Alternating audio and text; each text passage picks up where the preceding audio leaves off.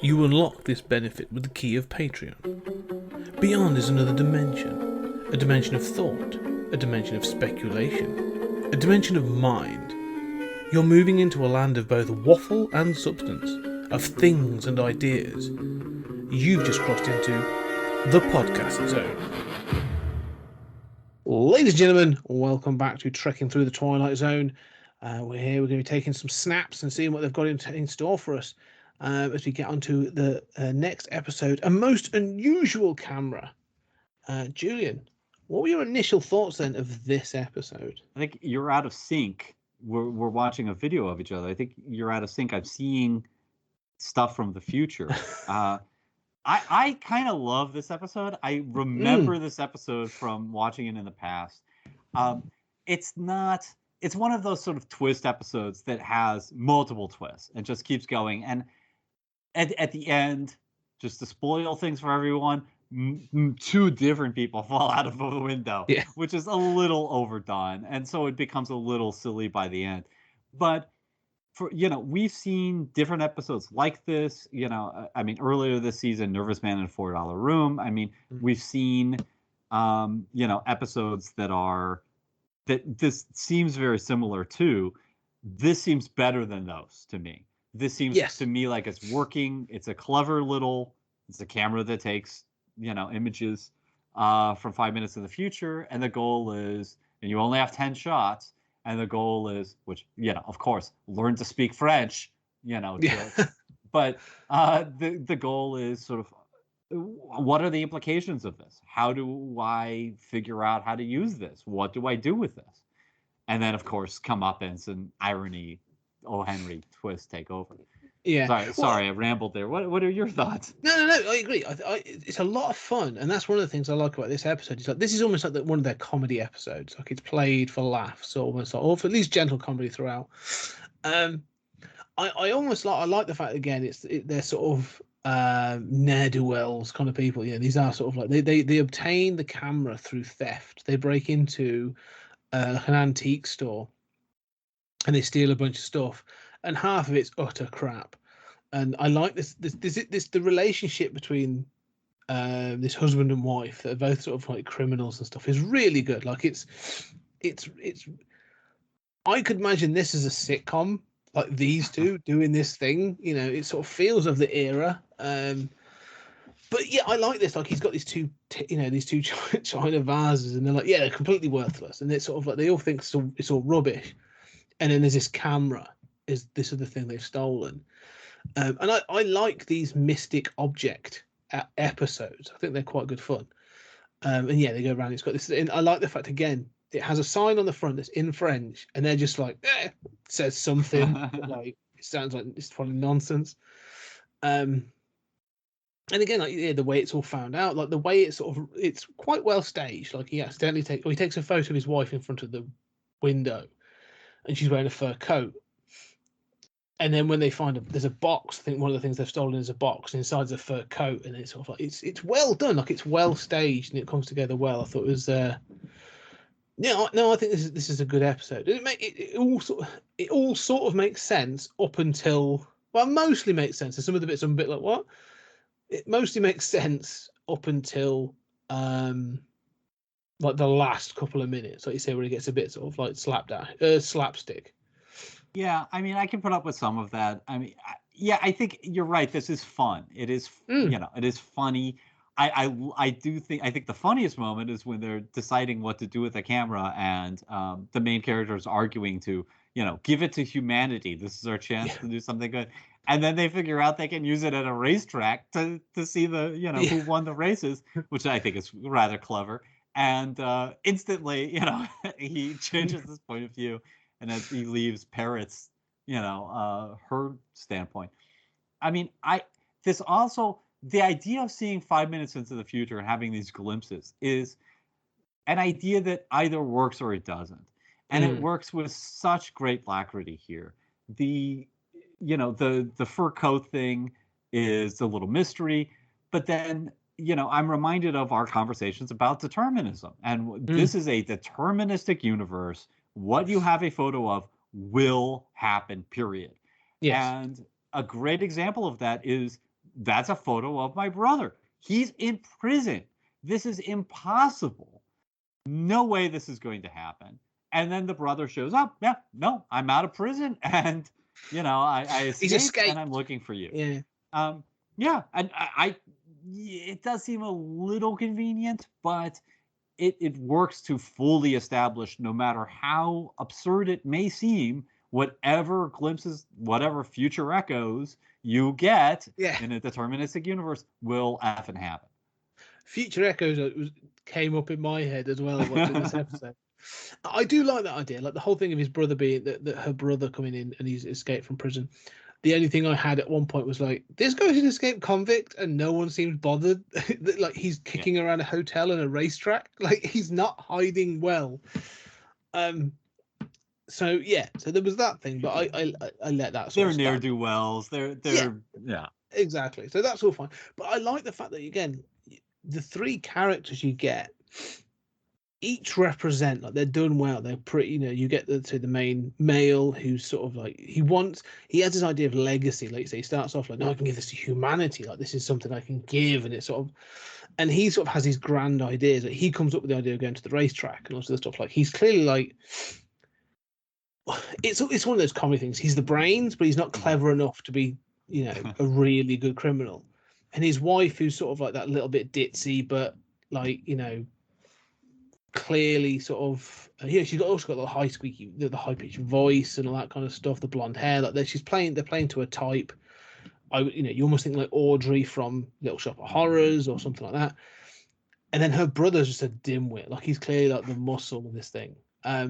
But I love the way he figures out the camera. Like it's almost a really well done comedy moment. Like they take the photo of the door, and then it shows the brother, and they're like, oh, like you say, he's in prison, and then he appears, and then when he sees it, he's like, he actually says, oh look, there I am in all the clothes. Yeah, that's good. That is like, he goes, hang on a minute, and like he figures it out, and I was like, yeah. Just the sort of the comedy timing of some of these is actually really good. Like it's not, it's not guffaws, but it's competently done. I'm like, yeah, no, I'm enjoying this episode and I'm on board with it. Yeah, I am too. One thing we haven't talked about a lot on these podcasts of the Twilight Zone is how important the actors are. Yeah. And I think, we just did, the trouble with Templeton. If that had been a different actor, it would not have been nearly as successful. And here, these actors have that comic timing. We can buy these characters. Yeah, they're playing sort of types, but they're good. Yeah, it works. And again, because they are playing broad types. Like this is broad sort of comedy. And again, like if you had the wrong people, like it comes off sloppy. It can come across sort of like too broad. But no, they sort of nail it. They have this nice sort of dynamic between them as well that keeps working. And so I'm enjoying it. And to the extent that you sort of like, yeah, I know you're criminals, but I'm kind of backing you because I kind of like what this makes sort of sense. I can't. Yes, you got the camera through, ill-gotten means, but, fair enough. Let's see what you do with it. Well, and I think that this is like a lot of the best Twilight Zone episodes. Not all of them. Some are just glorious, sort of 23-minute plays.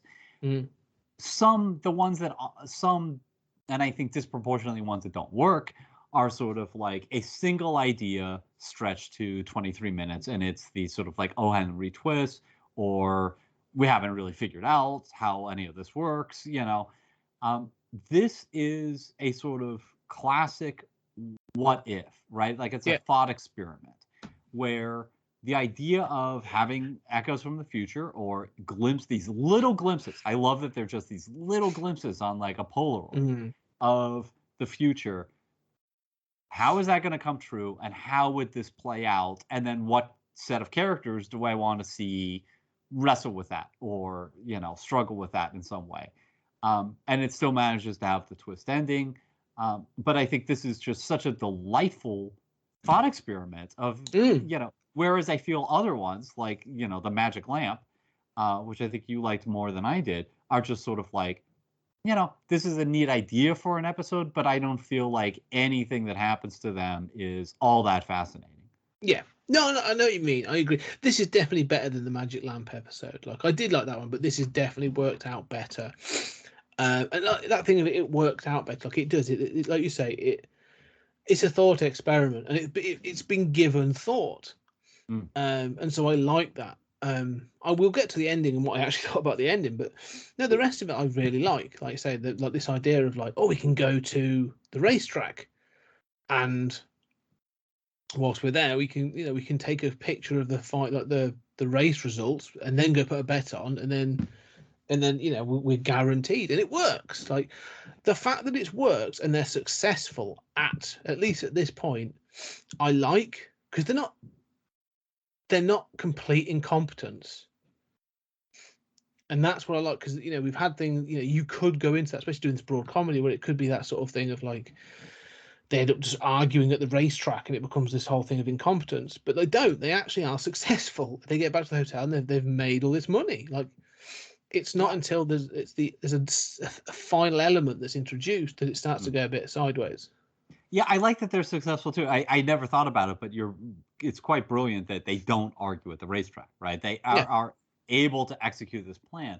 And I think that we kind of root for them. I mean, we know that they're ne'er-do-wells, but they're not like, the guy with a gun thinking about, am I going to murder somebody? I mean, yeah, they're robbers and they're dumb, they're petty, but it's petty burglary, it's not very serious. And you sort of sympathize with them and think like they kind of have had a hard luck life. Even when they rob a place, they get trinkets, like they do it well. They've executed the robbery well, but they can't catch a break. And that helps us to identify with them. Yeah, they are. They're almost like, they're sort of the hapless losers, but like, so you sort of want them to win almost. And so, I like that you do, that they are successful. Like, there's no argument between them. There's no betrayal. That's the thing. Like, there's no betrayal. They're on the same page. Right, we'll do this. It's only when this final this element is introduced. Like, there's I don't know, person. I don't know. Someone who works in this hotel. I don't know what job they would have, porter or whatever. Picks up the camera at one point and says, "Oh, only 10 snaps per owner." Only 10 pictures per owner. And they're like, what? And then they figure out this is, that's just what it says. I wonder what happens. So it's a disposable camera for all intents and purposes. However, this is where they start arguing then, but they figure out they've got 2 pictures left. What should they do with it? However, I don't think they do have 10 pictures left, because the only person that takes any pictures up until that point is the lead male burglar, say the first person you introduce. So technically he's been the owner, so he's had his 10. All right, we'll hand it off to his female partner, his wife or whatever. She has her 10, and then the dimwit or whatever has his 10. So you got 22 technically. I've thought about that. Yeah. Every time I watch this, I think about, how does that dialogue propriétaire work, which we don't know. I mean, but we don't know that that's true either. I mean, I think one of the things that's cool about this episode is them finding out how these photos work, and then this, I mean, they should have read the French earlier, but this idea of like, we don't know how that works either. It's not like the genie says, you have 4 wishes, Yes. They have to figure out how this device works. So, I thought about that, but I'm not sure that the camera doesn't know. I mean, how does the camera know that it's got a new owner, right? Yeah. Does the camera know? You're all together. You're really one person. You can't pass me around. It's all very nebulous and a bit, like you say, it's all a bit, but I like it. It's this end bit though that gets me a little. So the 2 brothers, not 2 brothers, sorry, the husband and her brother sort of tussle and go out the window. Well, first they take a photo. Yes. Right. Yes. As I quite like this, the accidental photo as they struggle with the camera. And the photo is strangely of the window, even though it's clearly like being pointed at the ceiling miles away as they're struggling. Yeah, and it shows. Does it show 2 bodies? Did you say? Oh no, does it show some bodies out the window? No, it doesn't. I don't know what it shows. No, it shows her screaming. That's right. I was no, she's not in front of the window. She's in front of She's the not at the mirror. window. That's right. Right. She's at the mirror, and she's like, "Well, what am I screaming at?" And that's when they argue, and that's when they got the window. She's like, "No." Yeah, Again, they wrestle and they sort of tumble and fall that's out the right. window. And I like the fact that like we've talked about this thing before. Like we don't know what the full rules are of like the 10. Fine, but it sticks to all its rules for the photos. Like you said, that the photo it takes, it happens. You see her pull that pose, and I love the fact they do that. But I kind of like the fact that like she's then like, at first she panics, oh my god, and then she's like, she looks around at all the money, she's like, well, it does mean I don't have to share this anymore. And you go, oh yeah, that's right, they're criminals. And then she goes and takes that final photo out the window, and she's like, one for posterity, boys. And she's expecting 2 bodies, and then when she gets back, this bit I didn't understand. The French guy comes in, and he starts just taking the money, and he's like, well, what are you going to do? You can't. And she's like, I'll call the police. He's like, well, no, you can't, because you'll get into trouble. You're wanted. Is she though? That's never established. No, it's not. You're right. Because it's not like none of the money is ill-gotten gains. No, but they do presumably have ill-gotten gains from the robbery lying around the house. I mean, if the police intervene, she's going to jail in one way or another. There needed to be a stronger reason as to why they couldn't have the police in that room. I needed something more. Yeah, I'm not bothered by the lack of police. I mean, I am bothered by the fact that she doesn't struggle. Yeah, exactly. That's my point. Like, she sort of seems to take it, and I'm like, no. It just feels so sort of, sexist. It feels super sexist. Like this French guy's like, what are you going to do? You are a woman. You are. Yeah. All that bit feels really weird. She's like, I'm going to call the police. And he's like, no, you're not. And she's like, what? I needed there to be something he could point to and be like, you don't want the police seeing that. Or like, it's clear you've been harboring your brother for 4 days or whatever. Like, you need some reasons why she doesn't want the police entering that hotel. So she's then like, okay. But then, she doesn't fight. Like, because the end of the photo, she looks at they look at the photo, and there are more than 2 bodies. Yeah. Out the window. I love that. Yeah.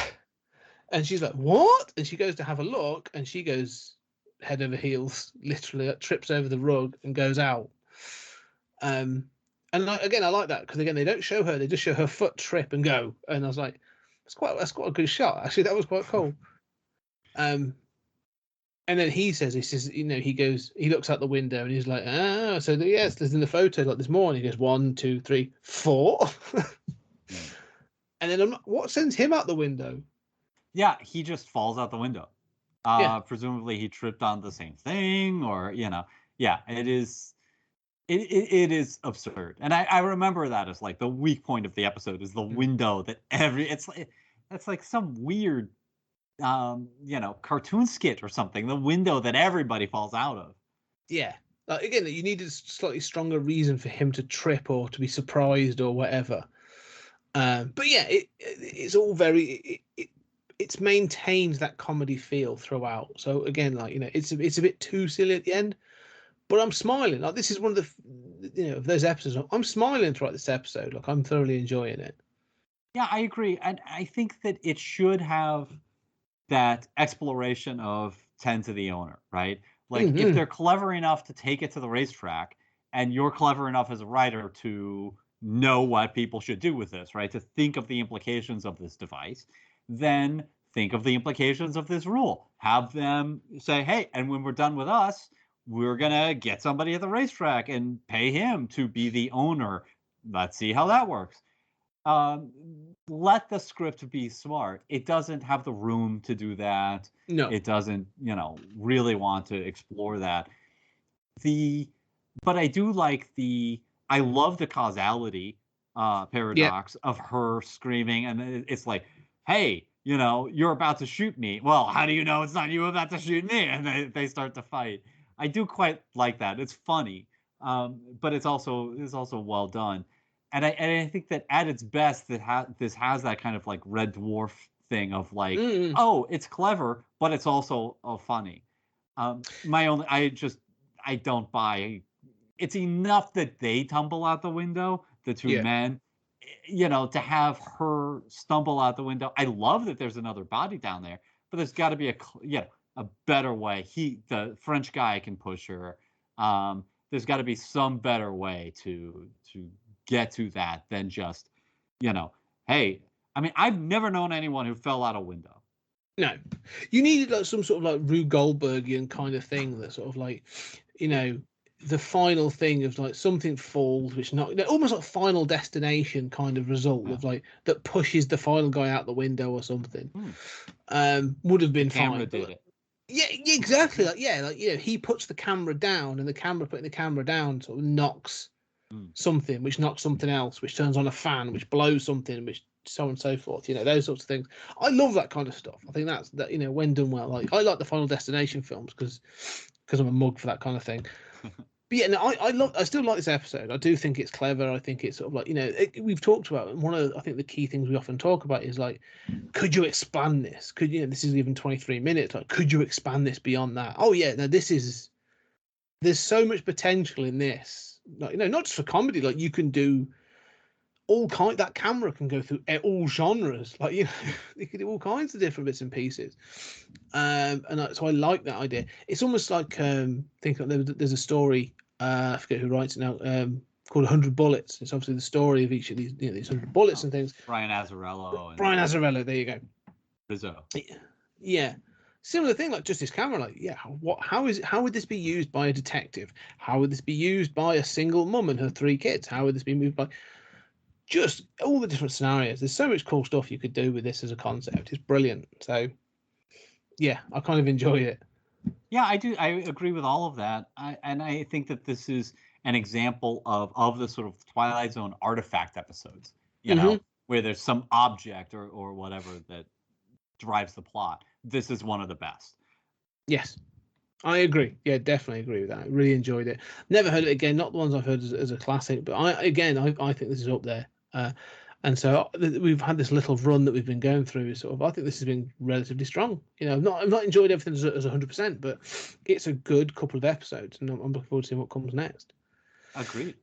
Yeah. Any final thoughts? Oh, I'm good. Okay. Well, ladies and gentlemen, thank you very much for joining us as our trek through the Twilight Zone, and we'll hope you join us on the next episode.